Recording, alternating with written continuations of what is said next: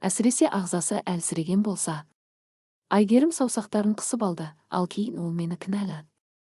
Мен өлтірді деді. Үйден қуып жіберді. Айнұр тағы бір рет рецептке қарады да, Айгерімге басқа көзқараспен, жанашырлықпен.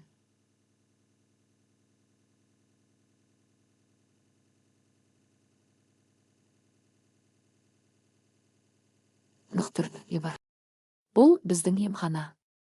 Қаласаң, мен сенімен бірге барамын. Олар мені таниды. Барлығын түсіндіремін. Сен жалғыз емессің, Айгерім, енді сен жалғыз емессің. Осы қарапайым сөздер оның ішіндегі мұзды еріткендей болды. Айгерім бір сәтте есін жиып кенет жылап жіберді. Олар түске таман емханаға жетті. Ескі ғимарат, ашық сұр қабырғалар, тар дәліздер, өткір дезинфекция иісі. Айнұр алда жүрді, мұндай жерге үйренген адамдай сенімді. Айгерім артта сөмкесін қысып, алда не күтіп тұрғанын толық түсінбей келе жатты. Тіркеуде оларды жүзі су, орта жастағы әйел қарсы алды. Айнұр рецепте жазылған дәрігердің тегін айтып, жазылусыз қабылдауға бола ма деп сыпайы сұрады. Тек талонмен деді әйел, монитордан көз алмай. Немесе жолдамамен. Айнұр сабырмен түсіндірді, бұл дәріні дұрыс қабылдамау мәселесіне қатысты. Өте маңызды жағдай. Бізге небәрі 5 минут керек, дәлізде күтіңіздер. Мүмкін қабылдар, бірақ уәде бере алмаймын деді тіркеуші салқын ғана. Айгерім кабинет жанындағы орындыққа отырып тізесін құшақтады. Жүрегі бос темірді ұрғандай дүңкілдеп тұрды. Әр минут сайын қорқыныш күшейе түсті, қабылдамай қоя ма, ештеңе шықпай ма, барлығы бекер болды ма деген ой мазалады. Айгерім кабинет есігіне қарап отырды, аппақ, оның қорқынышына бей-жай. Жарты сағаттан астам уақыт өтті. Адамдар кіріп шығып жатты. Соңында медбике шығып, Айгерімге көз тастап, Айнұрға бас изеп кіріңіздер деді.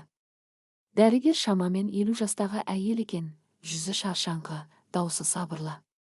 Ол үнсіз рецепті алып қорапқа көз жүгіртті. Иә, бұл менің жазуым. Бұл препарат Галина Ивановнаға арналған. Оған курс жазылған. Не болды? Айнұр Айгерімге қарады. Айгерім, айт. Айгерім ернін тістеп бәсең дауыспен. Мұны менің күйеуім ішкен. Өзінікі деп ойлаған. Бір аптадан кейін ол қайтыс болды. Дәрігер қаламын қойып таңырқай қарады. Ал күйеуіңіз менің пациентім болды ма? Жоқ, онда мен нақты қорытынды бере алмаймын. Оның жағдайын білмеймін. Айнұр сабырмен, бірақ нық сөйледі. Ол гипертониямен ауырған. Мен көмектесіп жүрдім. Бұл дәрі оған қарсы көрсетілген. Жұбайы бұл дәрілер оған кездейсоқ түскенін айтады. Ол оларды жерден алып, өзінікі деп ойлаған. Дәрігер баяу басын изеп, компьютерге қарап. Мәліметтерді тексерді де көзілдірігін шешті. Даусы жұмсарды, мен сот сараптамасыз ресми қорытынды бере алмаймын. Бірақ егер ол бұл дәрілерді қателесіп ішсе, иә, бұл жүректің тоқтауына әкелуі мүмкін. Мұны жоққа шығара алмаймын. Бұл мүмкін жанама әсер. Айгерім басын изеп, рахмет деді.